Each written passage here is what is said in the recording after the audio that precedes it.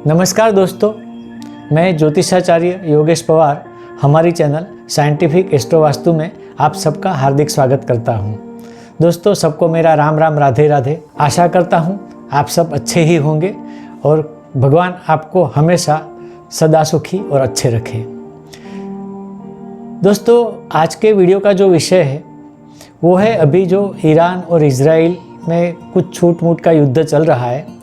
युद्ध है ऐसा भी नहीं कह सकते, युद्ध नहीं है ऐसा भी नहीं कह सकते। युद्ध की घोषणा भी नहीं हुई है और युद्ध बंद भी नहीं हुआ है, कुछ ना कुछ चलता रहता है। इसका मतलब ये नहीं है कि ये युद्ध आगे लंबा चलेगा और कब तक चलेगा, कैसे चलेगा और इसमें किसका फ़ायदा होगा, किसका नुकसान होगा, इसी के बारे में यह वीडियो है। दोस्तों, आशा करता हूँ यह वीडियो आपको पसंद आएगा और रिक्वेस्ट करता हूँ कि आप हमारे चैनल को सब्सक्राइब करें, लाइक करें, शेयर करें और बेल आइकन को दबाना ना भूलें।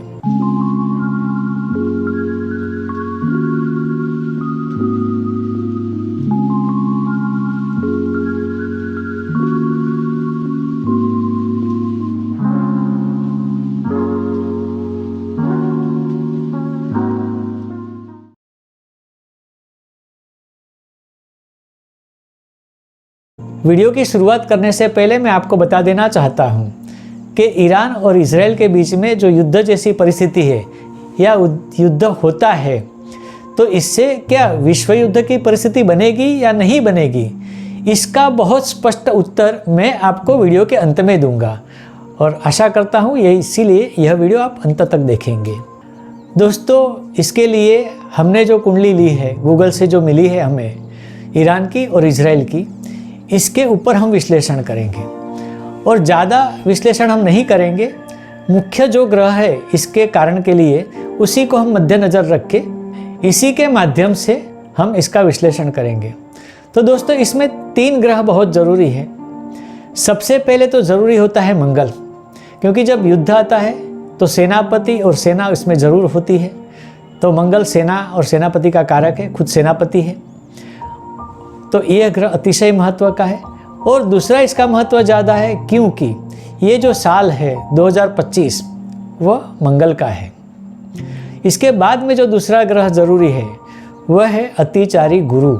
दोस्तों, इसके बारे में मैंने पहले भी वीडियो रखे हैं और ये भी बताया कि अतिचारी गुरु पॉजिटिव रिजल्ट भी देता है, नेगेटिव रिजल्ट भी देता है, परंतु ये दोनों रिजल्ट बहुत अधिक मात्रा में देता है। तो यहाँ अतिचारी गुरु का भी सवाल आता है, परंतु देखने की बात यह है कि दोनों की कुंडली में, यानी कि इजराइल की कुंडली में और ईरान की कुंडली में, यानी कि लग्न कुंडली में, दोनों कुंडली में गुरु वक्री है। तो इसका भी इफेक्ट कुंडली पर भी होगा और आज के गुरु का इफेक्ट इसमें सम्मिलित होगा, यानी दोनों को मिला के हमें इफेक्ट देखनी पड़ेगी।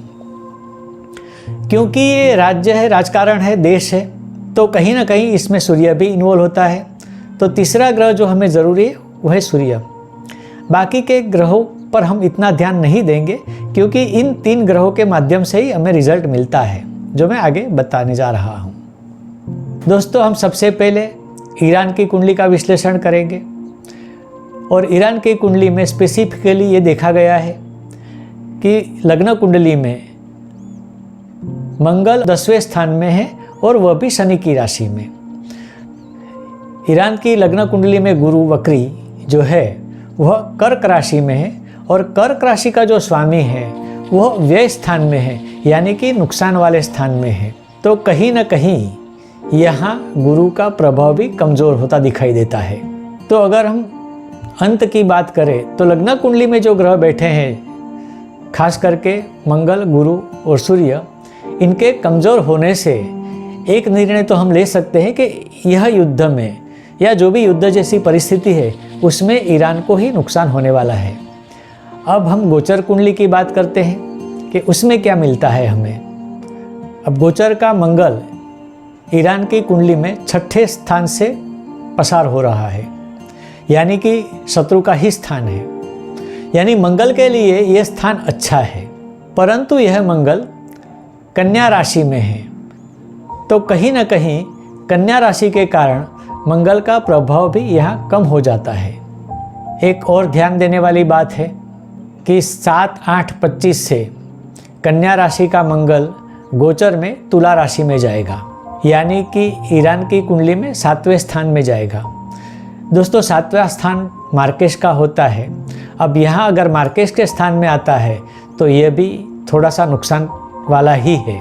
दूसरा, तुला राशि व्यापार की राशि है, तो व्यापार के लिए युद्ध सही नहीं है, क्योंकि इसके लिए व्यापार में कहीं ना कहीं नुकसान हो ही जाता है। तो ईरान के लिए व्यापारी जो संबंध है अन्य देशों के लिए, यानी उसका खुद का व्यापार है, उसमें भी कहीं ना कहीं नुकसान होने की ही संभावना है। अब पहले जैसे बताया था मूल कुंडली में कि गुरु का पावर तो वैसे भी कम है और गोचर में तो गुरु वहीं रहेगा, तो इसका पावर भी इसको नहीं मिलने वाला है। यानी कि जो 3 ग्रह मैंने बताए उसका पावर लग्न कुंडली में और गोचर जो कर रहे ये तीनों ग्रह, वो दोनों मिला के कमज़ोर पड़ते हैं, तो यह ईरान को नुकसान ही करेगा। अब हम बात करते हैं इजराइल की कुंडली की। तो इजराइल की कुंडली में यानी कि लग्न कुंडली में मंगल 11वें स्थान में है। वह स्थान लाभ का है, यानी मंगल जो युद्ध का मुख्य ग्रह है वह लाभ स्थान में होने के कारण इजराइल को लाभ इसका जरूर मिलेगा। इजराइल की कुंडली में सूर्य 8वें स्थान में वृषभ राशि में है। अब सूर्य वृषभ राशि यानी कि शुक्र राशि में होने के कारण यहाँ सूर्य कमज़ोर ज़रूर है। इजराइल की कुंडली में गुरु जो वक्री है वह 3रे स्थान में है, यानी संघर्ष और पराक्रम के स्थान में है, और अपनी खुद की राशि धनु राशि में है, तो यहाँ गुरु पावरफुल हो रहा है। तो इन 3 ग्रहों में से सूर्य को हम थोड़ा सा बाजू पर कर दे तो बाकी के 2 ग्रह जो मंगल और गुरु अतिशय महत्व के, वह इजराइल को सपोर्ट करेंगे क्योंकि इनका बल ज़्यादा है। अब इजराइल की कुंडली की गोचर की बात भी हम करेंगे।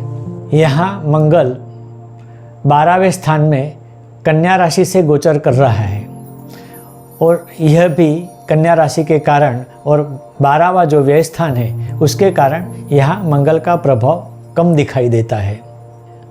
और यही मंगल 7-8-25 से गोचर करके कन्या राशि से तुला राशि में जाएगा, जो कि इजराइल की लग्न राशि है। और लग्न राशि में मंगल आने के कारण यहाँ यानी 7-8-2025 से इजराइल को इसका फ़ायदा ज़रूर मिलेगा। और एक खास महत्व की बात है कि मंगल गोचर का जब लग्न स्थान में जाएगा तुला राशि में, तो यहाँ लग्न कुंडली का केतु भी मौजूद है, यानी मंगल केतु की युति यहाँ हो रही है, यानी ओरिजिनल केतु और गोचर का मंगल। अब जब मंगल और केतु की युति हो रही है तो आजकल वर्ल्ड में जो भी परिस्थितियाँ बनी हैं, जो भी युद्ध जैसी परिस्थिति है, जो युद्ध हो रहा है, जो भी घटनाएं घट रही है, जैसे आगजनी, प्लेन क्रैश वगैरह वगैरह, आगे और भी होने वाली है, जैसे धरतीकंप, ये भी हो सकता है, किसी राजकीय व्यक्ति का मर्डर या उसकी मृत्यु, ये भी हो सकता है।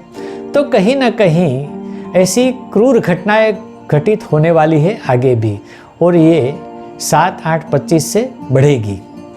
अब पहले भी मैंने बताया था कई बार कि केतु जो ग्रह है वह जोड़ तोड़ का ग्रह है, यानी कहीं ना कहीं जोड़ता है तो कहीं ना कहीं तोड़ता है।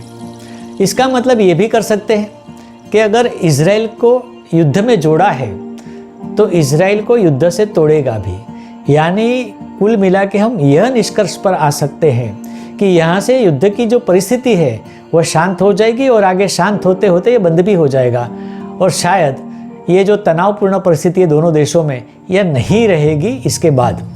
इजराइल की कुंडली में गुरु का पावर भी ज़्यादा है, तो मंगल और गुरु दोनों ही इजराइल को लाभ करने वाले हैं। तो जब परिस्थिति युद्ध के अंत समय तक जाएगी तो वहाँ इजराइल को फ़ायदा होता हुआ दिखाई देगा, और ईरान चाहे कितना भी करे उसको नुकसान ही होगा।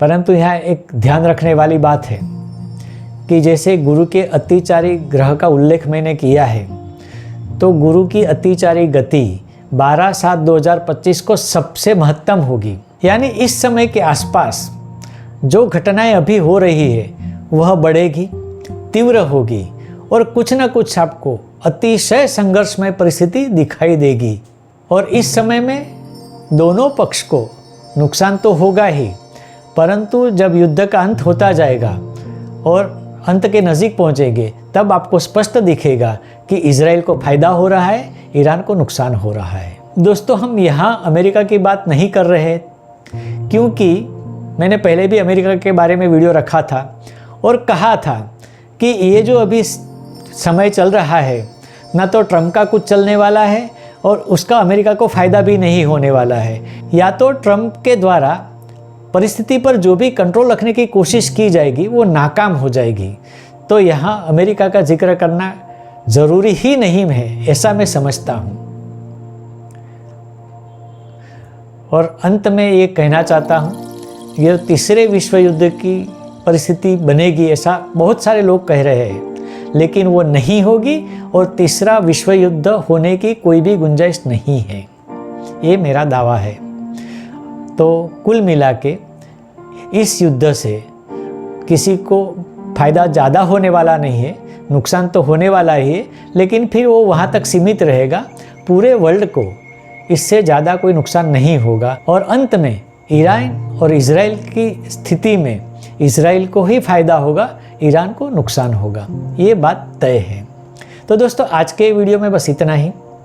आगे आने वाले वीडियो का इंतज़ार करें, लेकिन उसके पहले अगर आप हमारी चैनल पर पहले आए हैं तो हमारी चैनल को सब्सक्राइब करें, लाइक करें, शेयर करें और बेल आइकन को दबाना बिल्कुल भी ना भूलें।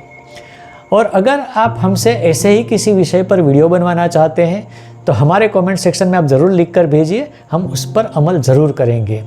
अगर आप हमसे कोई कंसल्टेंसी चाहते हैं, मशवरा चाहते हैं, परामर्श चाहते हैं, तो मेरे दिए गए नंबर पर आप मुझे व्हाट्सएप या फ़ोन से कांटेक्ट अवश्य कर सकते हैं। तो दोस्तों, आपसे विदा लेता हूँ। आगे आने वाले वीडियो तक का इंतज़ार करें। तब तक के लिए नमस्कार।